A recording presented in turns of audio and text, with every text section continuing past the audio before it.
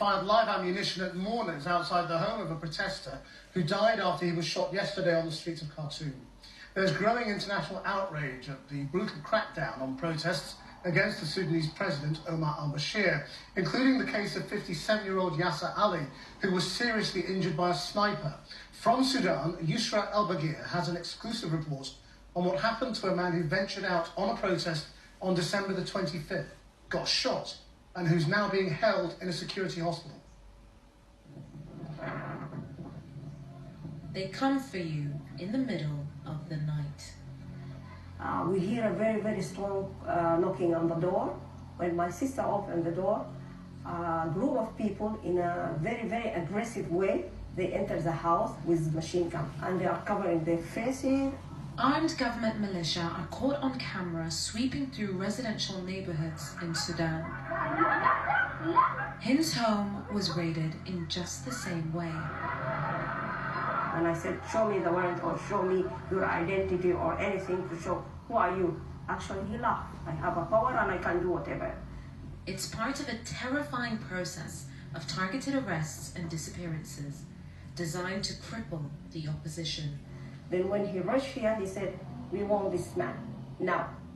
The militia's target was Hind's husband, Yasser.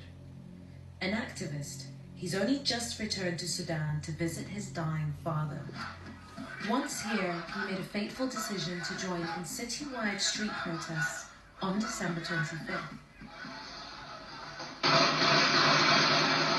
But the day turned violent. In the ensuing chaos, Yasser was shot and badly wounded. He gave an anonymous interview from his hospital bed, but for a split second, his face is visible. People asked me if my injury was caused by the army dispersing protesters at ground level, but I think it was a sniper. My condition, the CT scan and the angle of the shot show it was fired from higher ground. Channel 4 News has obtained X-rays for some of the gunshot victims. This one is Yasser Ali's. A bullet has entered at a sharp angle and is lodged between his lung and spine. Doctors told me he had stabilized, but that the bullet should be left in place until he could seek specialist treatment abroad.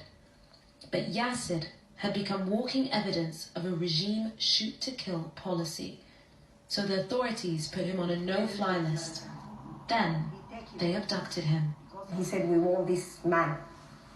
Just like this, we want this man. He was laying in this bed, and then I said, this man is injured, how you want to take him? He said, no, I know that he was injured, and we're going to take him, because I have an order to take him.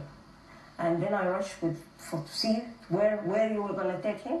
He said, we can't tell you anything, just he has to go with us. When I looked to the car, there is no plate in the car, no license, nothing. It's just a white big car. These kinds of targeted arrests and disappearances are now happening around the clock. When the faculty of the University of Khartoum staged this low-key sit-in, the police moved in and immediately detained the organizers. This document apparently lists the dead, wounded, and detained. It was compiled by opposition sources.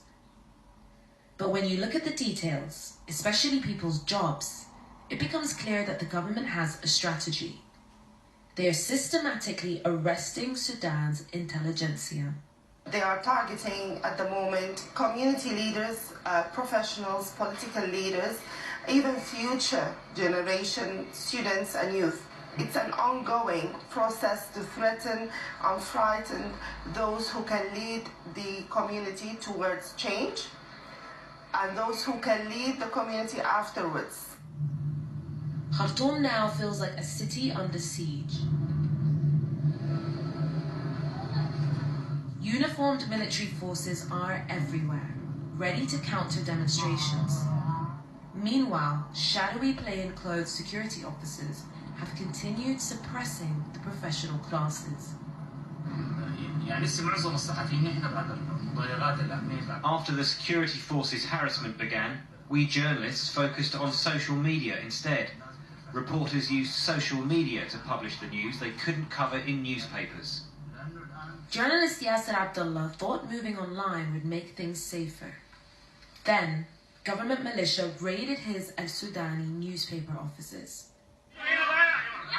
White jeeps pulled up, full of civilians armed with Kalashnikovs.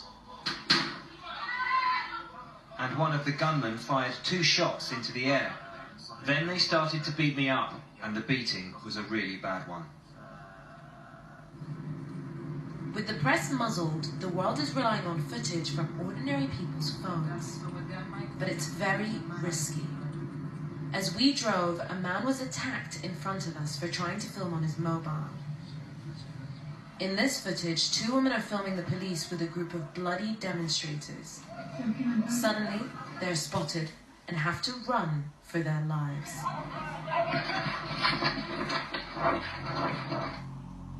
In this clip, the person filming catches a group of militiamen brutally beating a prisoner, then throwing him in an unmarked vehicle. Seconds later, he realizes the gunmen had spotted him and are scaling the walls. And then the footage cuts off. Back in Khartoum, sniper victim Yasser Ali has now been moved to a hospital run by the secret police. His wife is terrified the regime now plans to cut the bullet from Yasser's lung.